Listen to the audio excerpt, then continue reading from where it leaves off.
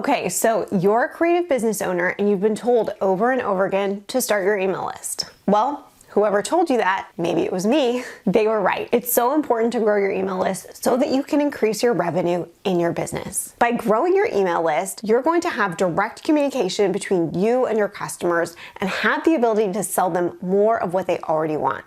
Your stuff. But while you may be on board with starting your email list, you might have a ton of questions about how to get started. So I want to answer a few of those right now to help you get started in growing your email list today. And the most important first step is picking a platform to grow your list with. Now, I don't know about you, but when I first started my business, and even now, my first concern is always about the price. How can I achieve my goal by spending the least amount of money? Some people might say, well, it's worth it to spend more money if it's going to produce great results and have you increase your revenue. Well, those people probably weren't creative business owners because, as you well know, we aren't starting out with a lot of money in the beginning of our businesses. So saving money is an absolute must. Luckily, when it comes to email marketing, platforms and software, the cool thing is that you can literally use a low cost or free platform until you outgrow it, and then move on to something more expensive that has more features that you need. This is often the case with most software programs when running your creative business.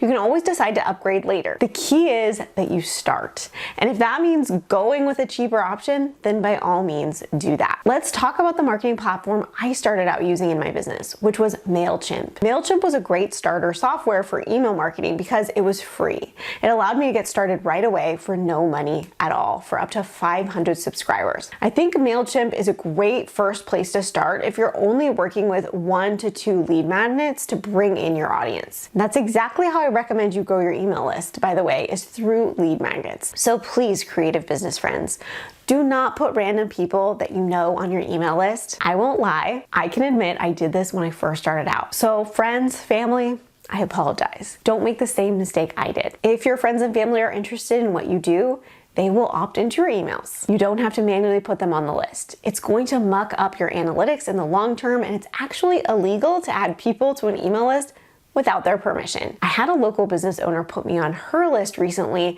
and I just shake my head because beginner entrepreneurs just don't understand that this is not only not allowed, but it's annoying and, quite frankly, not going to help you in your business. So take my advice and do it the right way. Okay, I'll get off my soapbox now, but while I do, don't forget to hit the thumbs up button because it helps this channel reach more creative business owners just like you. Now back to MailChimp, which I've linked below where we're watching this video. Here are a few elements of MailChimp that work to your advantage as a newbie creative business owner. It's easy to use with drag and drop email builders, so it's helpful for creatives who aren't tech savvy. It has pre-designed templates that you can access so you don't have to do a lot of design work yourself. And it's an all-in-one marketing platform with email campaign automations and landing pages and forms that you can do easily. And it allows you to segment your list based on their interests, behavior, and purchase history. Here's where MailChimp lost me though as I grew my creative business. My main goal in my handmade party decorations business was to grow my list to sell people more party decorations. So I wanted to offer them a freebie from each of my different party themes. That would mean that I would need to categorize each of my audience members on my list into many different segments. At the time when I first started, MailChimp wasn't offering this kind of segmentation, so I had to leave the platform. Now, from what I'm told, MailChimp has added this ability, so it might still be a great platform for you to look at. It was because of that platform at the time that I ended up moving over to ConvertKit, my favorite email marketing platform that I still use to this day. ConvertKit is also linked below where you're watching this video. Now, at the time, ConvertKit was offering the ability to create as many tags as I needed for each of my audience members. That way, if someone signed up for my peach party decoration freebie, I could send them emails directly related to that party theme, while doing this for 100 other party themes simultaneously. So that was the main reason that I moved over to ConvertKit and have loved it ever since. But if you're still considering which email marketing platform to go with, I want to give you a few other benefits of ConvertKit that made it my #1 choice for creative business owners. The first thing is that ConvertKit is really focused on creators like you and me, bloggers, artists, and online entrepreneurs.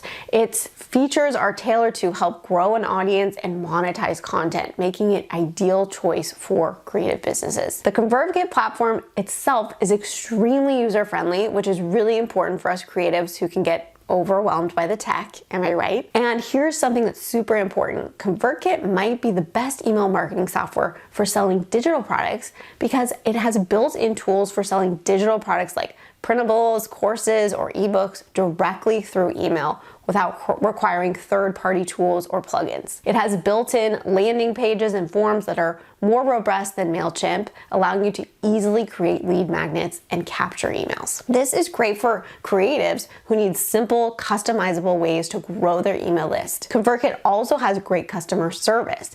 Every time I've reached out with a question about why something isn't working, they get right to the problem, even when my question is probably a very dumb one. They always seem to help me out. And lastly, as part of ConvertKit, you can opt into their creator network so that every time someone subscribes to you, you can recommend that they subscribe to other creators that are handpicked by you. And this goes both ways, so that when other creators get email subscribers, they can recommend you as a recommended creator to follow as well. I've gained a lot of email subscribers this way, and I think it's a really nice way to collaborate with other creators as well across the web. But of course, picking your email marketing platform is only the first step to growing your list. Once you do that, you've got to figure out how to get people on your list. That's why I created my free guide that will help you do just that. It's the step-by-step guide to build your email list with lead magnets. And you can grab that right below where you're watching this video. I hope this video is helpful to you today, and if there's any specific topic you'd love to hear about next, I'd love to film it for you. Just comment below, and pretty soon I might be popping up in your notifications. Thanks so much for watching, and I will see you in the next one.